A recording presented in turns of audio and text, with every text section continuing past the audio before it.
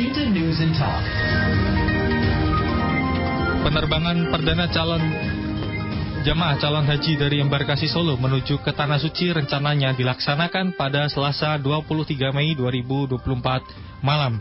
Rencananya kloter perdana yang diberangkatkan akan dilepas oleh Gubernur Jawa Tengah Ganjar Pranowo dan Komisi 8 DPR. Pada penyelenggaraan ibadah haji tahun ini, 60% jamaah calon haji dari embarkasi Solo merupakan kalangan lanjut usia. Bagaimana kesiapan embarkasi Solo dalam melakukan pelayanan ibadah haji? Kita jumpai Koordinator Humas PPIH Embarkasi Solo, Gentur Rahma Indriani. Liputan Haji 1444 Hijriah. Pak Gentur, untuk persiapan keberangkatan jamaah calon haji dari embarkasi Solo ini sampai mana Pak persiapannya? Alhamdulillah kami PPIH Embarkasi Solo sudah bersiap menyambut jemaah calon haji dari tahun 2023. Dapat kami informasikan kloter 1 dari Kabupaten Grobogan sudah masuk ke embarkasi tadi pagi jam 6 dan rencananya akan dilepas nanti malam, prosesinya jam 9 dan penerbangannya jam 00.30. Untuk dari jumlah kloter pertama ini berapa calon jemaah haji, Pak? Untuk jumlahnya ada 360 persis dengan 5 petugas kloter, 3 pembimbing 3 petugas haji daerah dan 352 jemaah. Untuk sampai saat ini kondisi di embarkasi Solo sendiri situasinya bagaimana, Pak Gentur? Situasinya kondusif, aman, lancar, semuanya sesuai dengan jadwal. Jamaah datang langsung diterima oleh petugas, diarahkan menuju pos kesehatan, dicek semuanya satu persatu sesuai dengan kesehatan dari daerah. Selanjutnya jamaah diarahkan ke kamar masing-masing, diantar oleh petugas.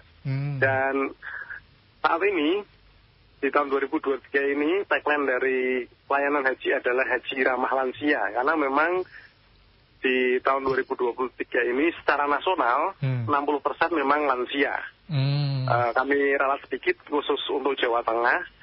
Khusus untuk Jawa Tengah memang lansianya 30%, Mas. Kalau secara nasional memang 60%. Berarti yang benar 30% Jawa Tengah, 60% secara nasional untuk kalangan lansia, ya Pak?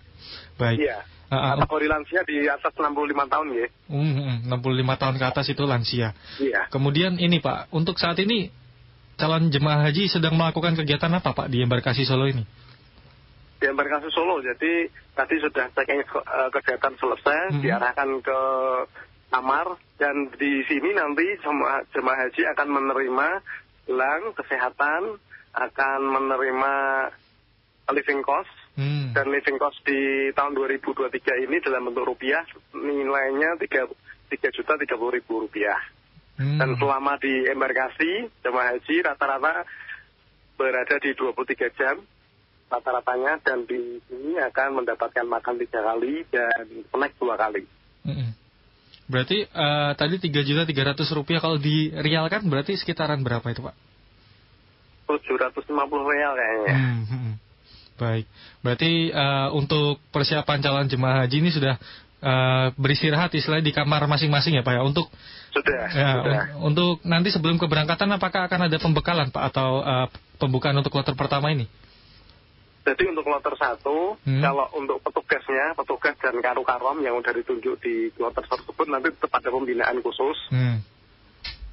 Sedangkan untuk jamaah tetap istirahat menunggu mendapatkan paspornya, living cost, dan gelang. Setelah itu 3 jam sebelum penerbangan, berarti sekitar jam 9 ya, 21 ya, itu nanti sudah diarahkan ke Gedung Musdalifah, di mana Gedung Musdalifah sudah dianggap sebagai aspek dari bandara, steril. Nah nanti sudah dicek juga barang bawaannya di sana. Setelah duduk semua lengkap, nanti akan diadakan prosesi pemberangkatan, pelepasan kloter 1. Dan insya Allah nanti rencananya dari Komisi 8 DPR RI sudah akan bergabung juga dalam pelepasan tersebut. Gitu Mas. Ini terkait dengan dari tagline tadi ya, ramah lansia ini, apa Pak yang ditekankan untuk menangani calon jamaah haji lansia ini, khususnya untuk para petugas ini Pak? Baik, jadi secara khusus memang di PPIH ini sekarang ada bidang baru Mas, bidang baru yang namanya bidang lansia dan disabilitas.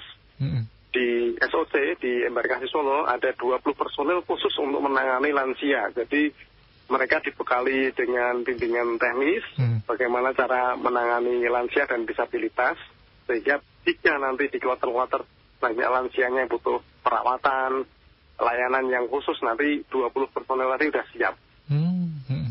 Berarti ini 20 personil ini untuk nanti menangani juga keseluruhan kloter begitu ya Pak ya di sana? Iya. Kemudian jadi khusus lansia ya, ini yang khusus lansia disabilitas butuh pelayanan khusus. Nah ini 20 personel ini yang kita. Tapi di samping itu kita banyak satgas-satgas yang lain siap membantu pelayanan calon jemaah haji. Tapi ini karena berhubung ada fokus terhadap lansianya ini, jadi ada bagian khusus ya Pak ya untuk mengurus lansia. Kemudian juga ini Pak terkait dengan nanti kedatangan jamaah itu. Pertama kali datang akan langsung menuju di Mekah atau di Madinah, Pak? Untuk gelombang 1 ini nanti semuanya masuk ke Madinah. Jadi kita ada 95 kloter di Embarkasi Solo ini, memberangkatkan 95 kloter terbagi dalam 2 gelombang. Gelombang 1 kloter 1 sampai 45, gelombang 2 kloter 46 sampai dengan 95. Terkait dengan nanti ini terkait dengan lansia ini, apakah ada makanan khusus atau nutrisi yang diberikan khusus untuk para lansia ini Pak dalam menghadapi ibadah haji ini Pak? Oh iya betul.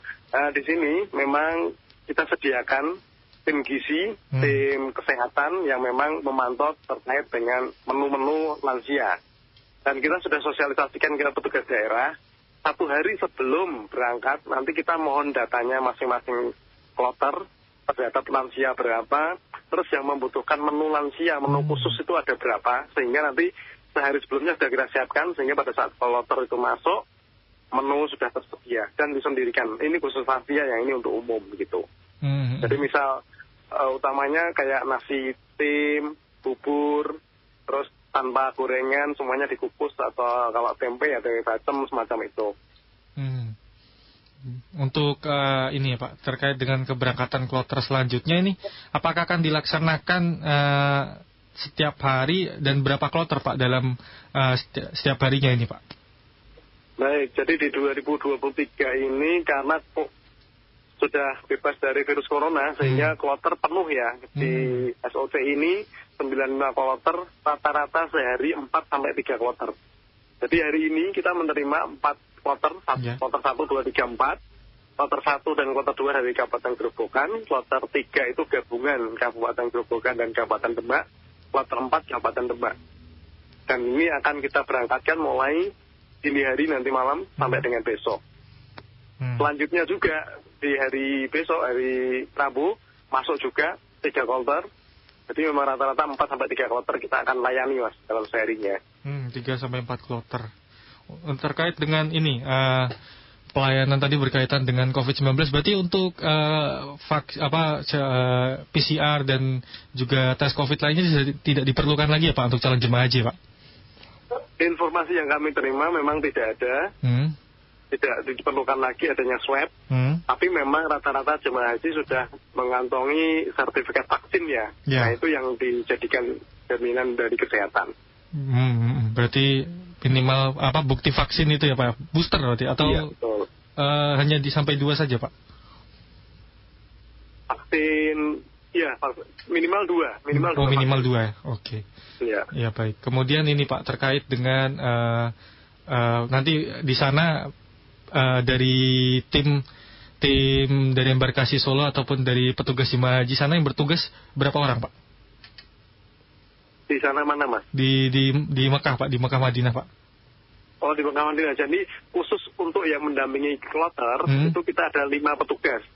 Dalam setiap kloter itu ada 5 petugas. 1 pemandu TPHI, yang kedua TPIHI, pembimbing ibadah, yang ketiga itu ada TKHI. Nah TKHI ada 3 orang, 1 dokter, 2 perawat. Berarti ini untuk tiap kloternya ya? Iya, setiap kloter itu jumlahnya 360, 5 orang petugas, dan 355 jamaah. Nah, 5 petugas ini nanti akan dibantu oleh karom di setiap kloternya. Ada 8 karom, ada 8 rombongan, dan masing-masing rombongan ada 4 regu. Jadi secara berjenjang nanti akan koordinasi dengan petugas kloter. Sehingga harapannya apa yang diinginkan, dikeluhkan, yang diharapkan dari jemaah bisa terlayani semua. Dan kalau sudah sampai di Arab Saudi, kita juga menyiapkan tenaga non-kloter istilahnya ya, yang tidak mendampingi jemaah haji, tapi di sana sudah standby untuk administratif, untuk pelayanan, untuk kesehatan, untuk akomodasi, untuk transportasi, semuanya sudah disiapkan di sana. Sehingga tidak perlu dikhawatirkan lagi. Baik, ya, baik Pak Gentur. Untuk terakhir Pak, mungkin bisa beri pesan kepada calon jemaah haji yang akan berangkat nanti, apa saja yang harus diperhatikan sebelum keberangkatan ini Pak? Baik, standarnya adalah dokumen-dokumen untuk berangkat haji itu jangan sampai lepas, jangan sampai lupa, jangan sampai hilang. Terus untuk tetap jaga kesehatan, karena apapun itu ibadah haji adalah ibadah fisik. 90% dari pelaksanaan ibadah haji adalah fisik, yang 10% adalah mental. Jadi jaga kesehatan. Terus untuk barang bawaan kami harapkan juga tidak perlu membawa yang dilarang dalam penerbangan, sehingga nanti akan menghambat dalam proses X-ray-nya. Itu. Baik. Tetap bertawakal pada Allah, semoga selalu diberikan kemudahan kelancaran dalam ibadahnya. Demikian Mas.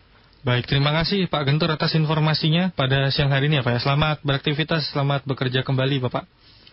Siap, terima kasih. Demikian pendengar Kasih Humas PPIH Embarkasi Solo, Gentur Rahma Indriadi. LCZ News and Talk.